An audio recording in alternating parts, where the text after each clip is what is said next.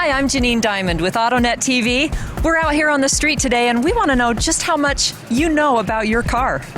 Do you have a differential? I think so. In my Jeep, I probably do. Do you have a differential? I'm not sure what does the question mean. Do you have a differential? Is that on the back of the car? Is that on every car? Do you know what a differential does? No, I don't. Does anything we really do make a differential? Makes a difference, but I don't know about the differential part. How many does it have, your car? One? Should have one. Don't be embarrassed if you don't know what a differential is. You will in a moment. The fact is that if you drove here, you have a differential. Whether your vehicle is front-wheel drive, rear-wheel drive, or four-wheel drive, you have a differential. You might even have two or three. As you might guess from the name, a differential's job is to compensate for differences, specifically the differences in wheel speed when turning. For instance, imagine taking a corner. Your inside wheel has a shorter distance to travel than the outside wheel as you go around the corner. That means that your outside wheel has to turn faster to keep pace with the inside wheel. The differential allows the wheels to turn at different speeds while still providing power. Without a differential, our tires would scrub and hop along the pavement during turns. You've probably noticed the big bulge in the middle of the rear axle when you're behind a truck. That's the differential. Rear-wheel drive vehicles have a differential in back. Most four-wheel drive trucks and SUVs will also have a similar differential on the front axle. Front-wheel drive vehicles' differential is called a transaxle because it combines the differential and transmission in one unit. An all-wheel drive vehicle will have a differential or transfer case that adjusts for speed differences between the front wheels and the rear drive wheels.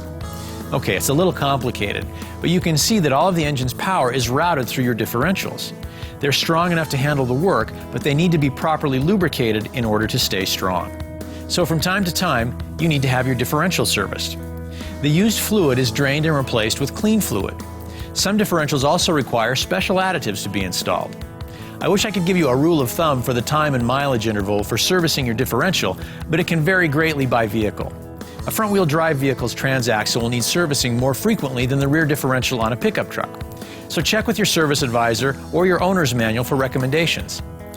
How and where you drive will have an impact as well. If you drive on dirt roads or through streams, you'll need to service the differential much sooner than if you always stay on pavement. I'm Alan Peterson for AutoNet TV. Stay with us. We've got a lot more in store for you.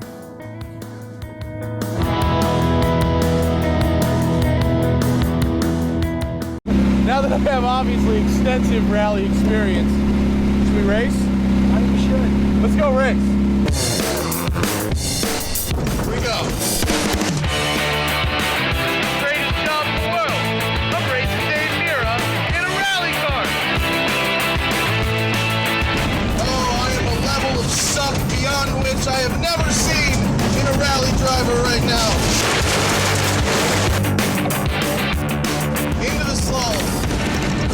Oh yeah, brake early, turn, there we go, back on the gas. Oh yeah, that's a slide right there. Yes, yes, now we're talking, that's a rally driving move right there.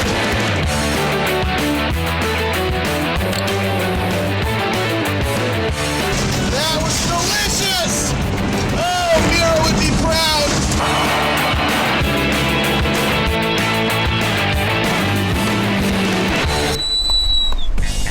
Well, it's clear that you're faster than me on the dirt. You're a pro, you've got a race car, you may have a small weight advantage.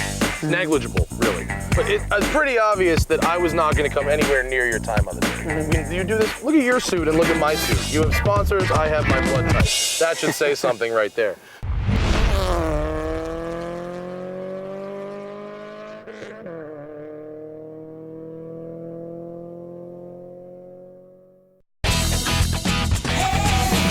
You know, when we all go traveling, we often invite a neighbor or maybe a family member to come over and water our plants. Sometimes that works out. Sometimes that results in a lot of dead plants. So this is a really great and useful tip. Next time you're going out of town, you can use a sink, your bathtub, literally, or a plastic container, depending on how many plants and the size of them. Put a towel at the bottom, water the plants, The excess water will fall down into the towel and provide a moisture system for the plants that'll keep them alive until you come home.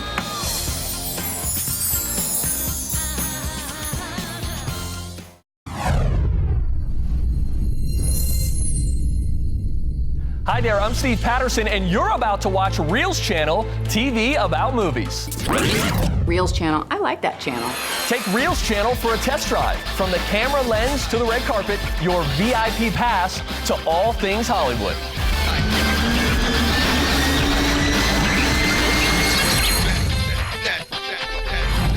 Angelina Jolie on how her adopted kids reacted to her adopted character in Kung Fu Panda 2. Welcome to Hollywood Dailies. I'm Viviana Vigil. And I'm Steve Patterson. That story in just a minute. But first, the rest of the star-studded cast, including Jack Black and Dustin Hoffman, with our Matt Morrow at the red carpet premiere. The stars of Kung Fu Panda 2 kicked their way into Hollywood for the huge premiere of their second adventure.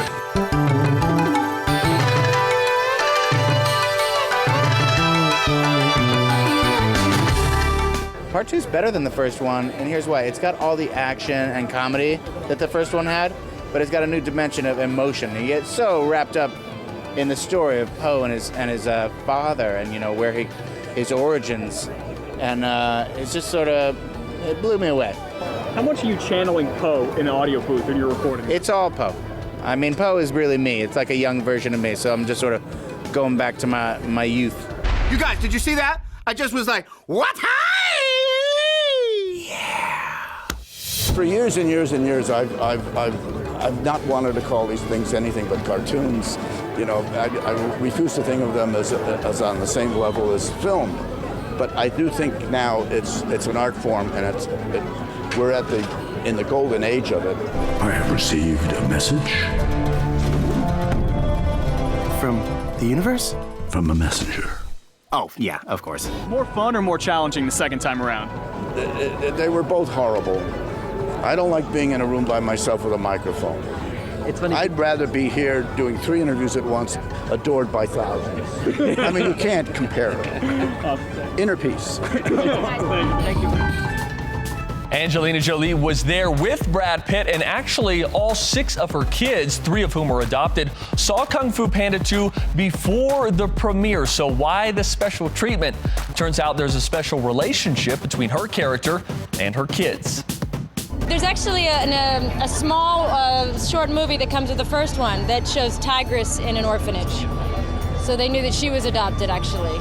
And so my kids in my home, adoption, birth mother, orphanage, they're all happy words. They're good words. We talk openly about them. And so when they saw the film, I wondered if they were going to be affected in one way or another. And we saw it early enough that if they did, they would work with me to help adjust it. But my kids loved the movie, and they just felt closer to Po, and they thought it was funny and cool and all that. But it just, it just made it feel just that much more like a part of natural life. So Jolie also revealed of her kids who's the most like a mother and who's the most like Jack Black's Po.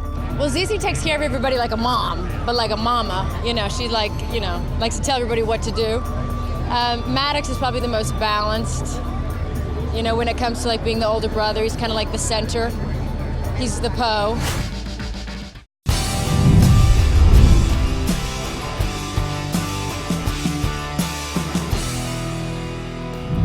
Okay, Jennifer, I'm getting old. Yeah, you're not looking so hot either. Oh, thanks. No, yesterday my son asked me the exact same question I distinctly remember asking my dad when I was his age. About the mystery that is woman. Jeez, I don't have the answer to that one.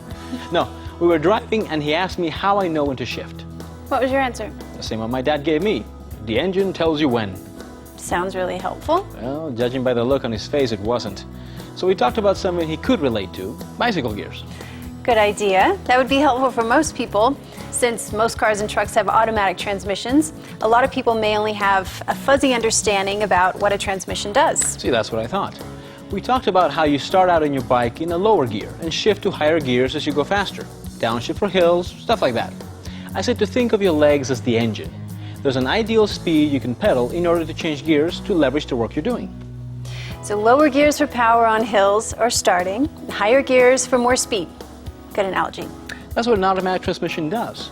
It automatically starts in lower gears and shifts up to higher gears to go faster, and back down to climb hills, pass, or start up again. Yeah, automatic transmissions have certainly gotten more sophisticated in recent years. Oh yeah, the number of gears for starters. The base is 4 speeds. 5 is very common. Many manufacturers are using 6 speeds and several have even 7 or 8 speeds. As you can imagine, this means more parts, and they all have to fit into roughly the same space. So aren't transmissions computer controlled these days? Yes, some high-end transmissions have 2 or 3 computers. What does all this mean for durability? Well, they're engineered to last, but they're also engineered to tighter tolerances. If a portion of the transmission is starved for lubrication, it can lead to failure. What could starve the transmission? Well, not enough fluid for one. And if the transmission gets dirty or sludgy, small passages in the transmission can get clogged. Then the lubricant is blocked and can't get to all the parts to protect them. So they wear out prematurely. Exactly. And as you can imagine, repairing one of these new transmissions can be quite costly. That's why manufacturers have a schedule for how often you should change the fluid and what type of fluid to use. See, I think it's really important to carefully follow the manufacturer's transmission service schedule. Well, at least you've got a couple of years until your son will be racking up the miles on your transmission. Oh, thank goodness. AutoNet TV hopes you never become shiftless because you didn't take care of your transmission. For more service-related videos, visit AutoNetTV.com.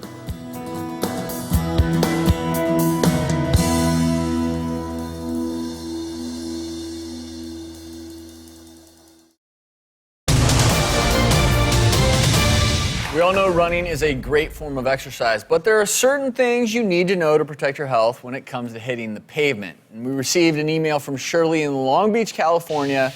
She writes, "Dear doctors, your show has inspired me to join a marathon, and while I am in pretty good shape, I want to make sure I avoid injury while training. Any prevention tips or advice you can give me? Thanks." And that brings us to number 2 on our list, running dangers, because 42% of all overuse injuries, they do affect the knee joint. It's the most common overuse injury in runners, and most of the time people get into trouble because of one thing: overuse too quickly, and the knee is particularly vulnerable. The knee takes the brunt of that wear and tear. There's no question about it, and there's no need to take added risk with injuring your knees, and then you won't be able to exercise at all. So, I mean, a quick tip, using a simple knee brace. And the great thing about something like this is it supports, but there's a ribbing built into it on the sides that helps to strengthen those collateral ligaments on the side, just to prevent injury and give you a little more support, make you feel a little better. You know, another danger is a lot of people love to run. I love to run in headphones. But if you're running around like this, you can't hear cars or cyclists coming up behind you. What? Is that somebody there? So, watch out for the volume. Keep the volume down. Or do what I do. I like to use earbuds. I'll just use one of them, and then I just cut the other one off. And that way, this ear can hear any cars, and then I can hear my music. And do you all know what may be one of the worst surfaces to run on? Concrete. Sidewalk. You know what sidewalks are made of? Yeah. Concrete. So that's where, asphalt has a lot more give to it. Yeah. But I always say, if you're starting a running regimen, run on something softer. The high school track, if there's one near your home. All started with a big bang. Why hast thou forsaken me, O deity whose existence I doubt? Here, read into this bag. What's going on? They stole everything, Leonard. Everything. Are you the roommate? Yeah, Leonard Hofstetter. What happened? Your friend here called 911 to report a robbery. Oh my God, what did they get? What didn't they get? I got my enchanted weapons, my vicious gladiator armor, my wand of untainted power, and all my gold. You called the police because someone hacked your World of Warcraft account? What choice did I have? The mighty Sheldor, level 85 blood elf, hero of the Eastern Kingdoms, has been picked clean like a carcass in the desert sun. Plus the FBI hung up on me. Into the bag. They took my battle ostrich. Oh no, not Glenn. Yes, Glenn, only bird I ever loved. Good luck, fellas. Thank you, officer. Wait a minute. You're not going to do anything? Mr. Cooper, there's nothing Dr. Cooper. Seriously? Not the kind with access to drugs. Fine. Dr. Cooper, I'm sorry for your loss, but the Pasadena Police Department doesn't have jurisdiction in Pandora. That's from Avatar. World of Warcraft takes place in Azeroth. Goodness gracious, how are you allowed to carry a gun? Can you at least refer me to a rogue ex-cop? What? You know, one who was drummed off the force because he refused to play by the rules and now he hires himself out to impose his own brand of rough justice? No. Thank you, officer. It's all gone. All gone. I'm really sorry, Sheldon. What kind of world do we live in where a man would take another man's battle ostrich? I don't know.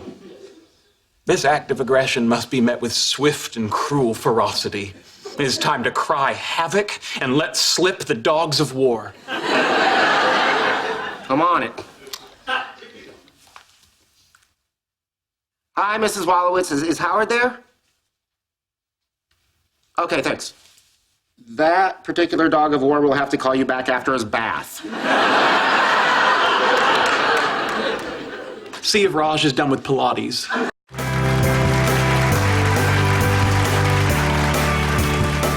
I'm Suzanne Secchi with AutoNet TV's Simply Automotive. And today we've pulled Alan Peterson out of our shop to chat about myths surrounding automotive maintenance. It's always great to be here, Suzanne. It's always so clean here. So don't mess it up. Try not to. Okay, I guess I can lump most of what I'm hearing into the statement that modern cars are so reliable they're virtually maintenance-free. What do you make of that? Well, any good myth has some elements of truth. But no offense to Bigfoot fans, maintenance-free myth has more evidence than most. And you mean what by that? Well, if we look at some isolated areas of maintenance, we could conclude that maintenance isn't really that important. But other areas would just as easily lead you to believe that maintenance is more important than ever. So can you give us some examples? Of course. Now, some cars no longer require chassis lubrication. They're made with self-lubricating materials and have sealed joints. There's literally no way to grease those joints. Chalk one up for the myth. Yeah, but on the other side, some vehicles come with sophisticated variable valve timing, a lot of complicated parts up in the valve train that didn't even exist not that many years ago.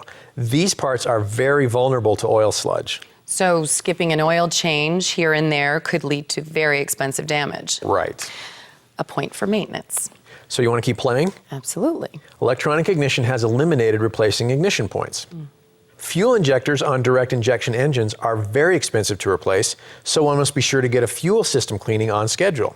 Point maintenance. Well, I think you get the picture. Yes. As automotive technology advances, it eliminates or reduces some maintenance requirements, and maintenance becomes even more critical for some items.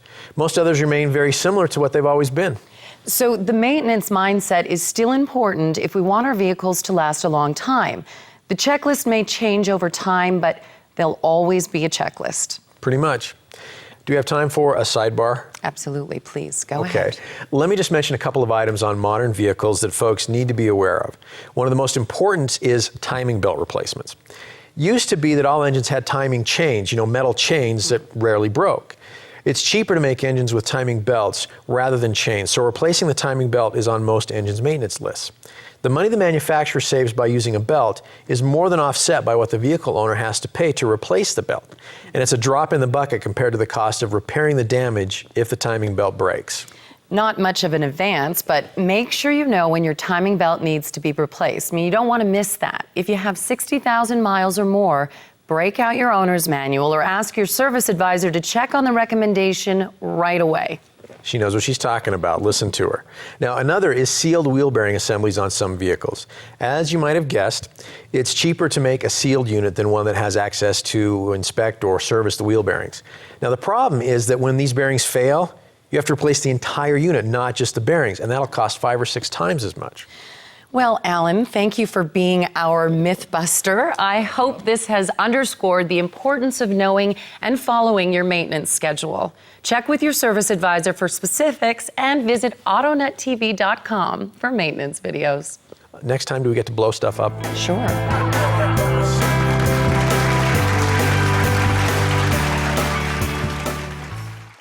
solemnly declare upon my honor and conscience that I will be ready to confront danger in the line of duty. You ever wish you chose another line of work? Never.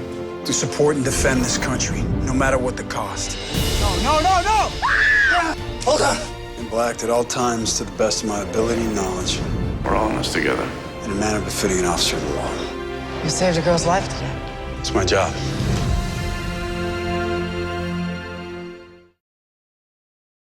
This is a presentation of CBS Sports. We are underway. Holy cow! Oh, count it! Oh my goodness! We are ready.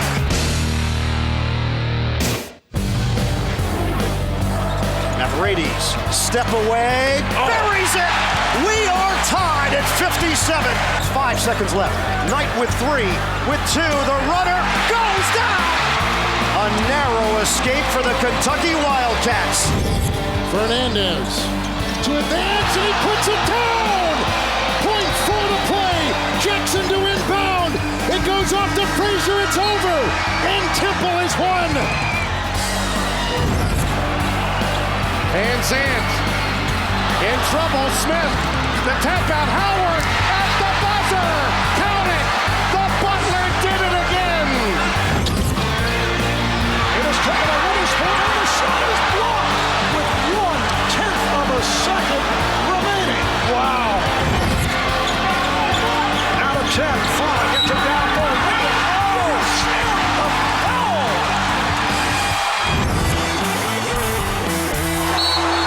There's a foul with .9 left.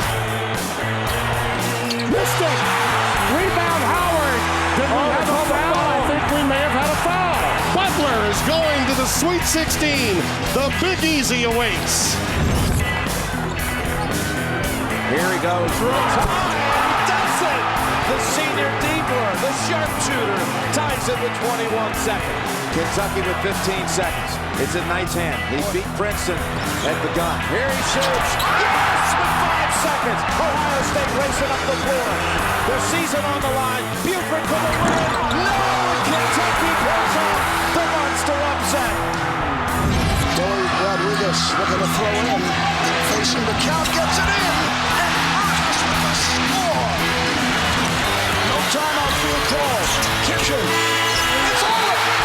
It's all over. The Rams of Virginia Commonwealth continue on to the Elite Eight. Williams for the win. No. This for the win. No. Game over.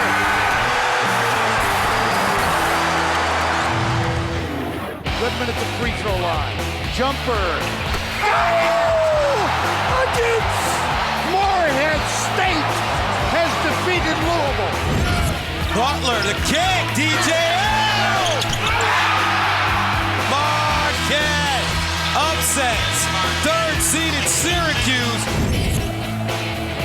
Now Mack up top, and misses. The Bulldogs do it again. Butler down by as many as 11, coming back, and they're headed to Houston. Roselle hits the three, making it a 17-4 run in a stunner. The Rams have made it to the Final Four, knocking off the number 1 seed, the Jayhawks of Maine. Here they are again, trying to finish off what they came so close to accomplishing last year. Mack takes the three and nails it. Shelvin Mack. Rodriguez bounces it in. Roselle puts it up for the lead. Back to the Rams. Stolen away by the Bulldogs. He's going to take it to the hole. Puts it off the glass. It's Mack time at the Final Four. Van Sant. Huge three by Sean Van Sant. Butler says, let's do it again. Well, again, a Final Four without a 1 or a 2 making it here, but we've got a 3 and a 4 about to duel. Napier bounces it inside, and Smith knocked away by Jones. Up ahead, Lamb. What a defensive effort by Walker. Bad leg at all. We've had 4 lead changes in this half. Knight looking around, gives it up. Liggins for the lead. Liggins off the mark, tapped around. Napier has it, and he's fouled with 1.7 seconds to play. Kentucky falls 1 point short, and UConn has done it again. It's time to settle the madness. Long rebound to Walker. He takes it inside and draws the foul. He's heading to the line. Will Butler have the lead at halftime? Mack with a long-range shot. Yes! Butler at the buzzer. Mack able to come back out with it. That pass stolen. Lamb on his way. Bounce pass inside. Andrew Smith left hand short. He had an open shot. Then commits the foul. One of those nights for Butler. The Huskies shut him down in the second half here in Houston. And the Huskies are the top dog in 2011. This has been a presentation of CBS Sports.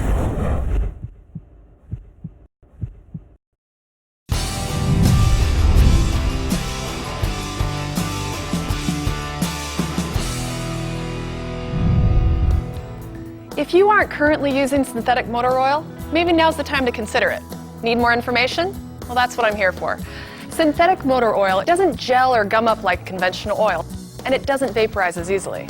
It protects better in severe driving conditions like stop-and-go driving, as well as in very hot or very cold conditions. More and more new vehicles are being delivered with full synthetic motor oil, with the recommendation to use synthetic for the life of the vehicle. Now, why is this? Synthetic motor oil maximizes the engine power and fuel economy. Now, to see why, we'd need a microscope, so we'll have to settle for using our imaginations. The molecules of conventional motor oil are long hydrocarbon chains. Synthetic motor oil, on the other hand, has uniform round molecules. Now, which is slipperier, a pile of pencils or a pile of marbles? Synthetic motor oil lubricates better, so there's less friction. And that means better wear protection, cooler operating temperatures, more power, and better fuel economy. And synthetic oil doesn't sludge up like conventional oil, so it prevents those small oil passages from clogging up. Some manufacturers are extending oil change intervals. The added protection of synthetic oil covers you for these longer intervals. Talk with your service advisor about how you drive and see if he thinks you can benefit from synthetic oil. Also ask about the appropriate oil change interval for synthetic, because it may very well be longer than for conventional oil. And if you're like me, you have a busy life. You might occasionally miss an oil change. Go ahead, admit it. Since we're not perfect, doesn't it make sense to use a motor oil that's got your back?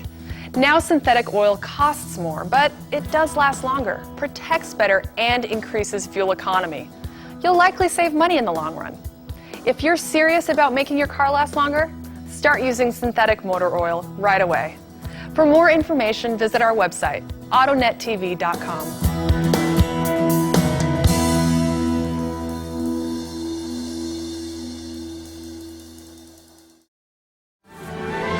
Like a lot of the kids who grow up on Viola Street in West Philadelphia, the boy you're about to meet was born with 3 strikes already against him. Single mom, absent father, and a crummy neighborhood. All of that negativity and all that violence. Kareem Rosser knew his odds weren't good. I had no idea what was going to get me out. But immediately when I found the stable, I knew that was my departure.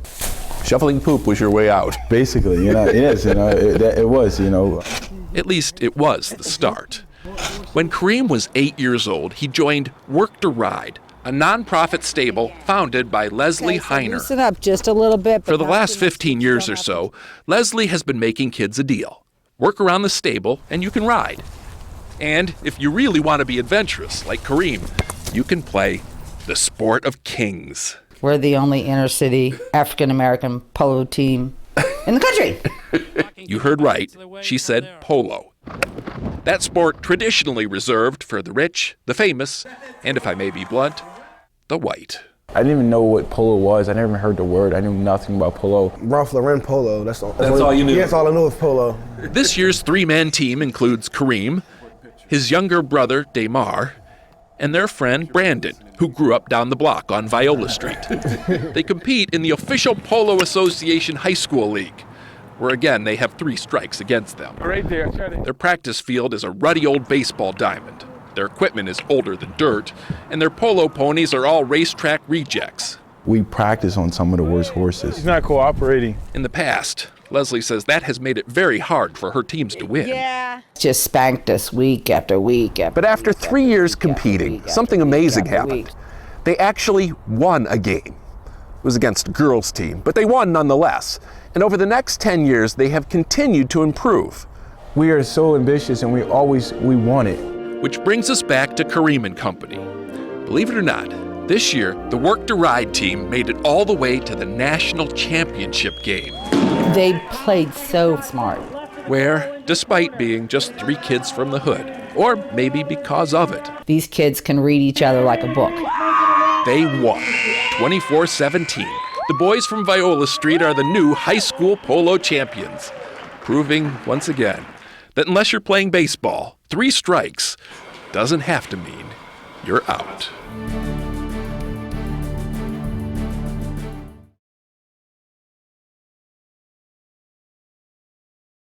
Fans of the CBS TV show Blue Bloods know it's a Reagan family tradition to sit down every week for Sunday dinner. No matter how busy their lives are, nobody misses Sunday dinner. The dinner scenes are always that moment in the episode where you get to see the whole family together. The dinner table is such a, I think, wonderful centerpiece for the show. But it's not always warm and fuzzy. For what it's worth, I think you're the one in the most difficult position here. Oh, actually, it's the Haitian guy who's in the worst position here. I'm clearing. Often the dinner scenes turn to disagreement and conflict, plus the problems they're dealing with in their everyday lives before they get there. Sounds like a little comfort food would be the perfect recipe for the Reagans. But feeding 9 people every week takes a small army of people behind the scenes who shop, cook, set the table, serve, and replenish everyone's plates if a scene needs to be reshot. Our caterer is a great chef. She helps us by being able to cook for us right here outside. Meatballs and spaghetti, it's been pork chops, it's all that Sunday afternoon after church menu, basically. And then we take it over when she gives it to us, and then we manage it on set. And when they do need to reshoot a take, put a new piece of steak down, put a new potato down, fill the wine glasses. It's a lot of work, and it's a lot of details and paying attention, and my crew does a really great job. Chef Janine Jarek says what they eat depends on the writers. The writers plan the menu, and they write that into the script, and are usually very specific about those items. The job of setting the table with china, flatware, and even centerpieces goes to set decorator Alexandra Mazer. Dinner plate, serving platters, silverware, glasses, and then whatever kind of centerpiece we might have, flowers. So it is like having a fabulous dinner party every week. Good thing you've got a hungry cast. Donnie eats constantly. Broccoli has been difficult, because it's like 6 to 8 hours of eating over and over again. He ate probably the equivalent of like 4 heads of broccoli in a day. And I get so caught up in eating that I eat in between takes. I don't stop when the camera stops. And on the menu today for the season finale, this is prime rib of beef to reflect the very first meal, Reagan family meal they did in the pilot, because she kind of wanted it to look like the pilot and sort of be a bookend to that. The biggest hit with the cast so far? Somebody really likes meatballs, I have to say. From one of our episodes, I ended up making about 250 meatballs because they kept eating them. With 1 season in the can, Wahlberg says there's one meal he'd like to see next season. 8 boxes of the sugariest cereals, just spread across the table, and 20 gallons of milk, and we just eat cereal for 3 hours. That would be my sort of choice. That or Taco Bell.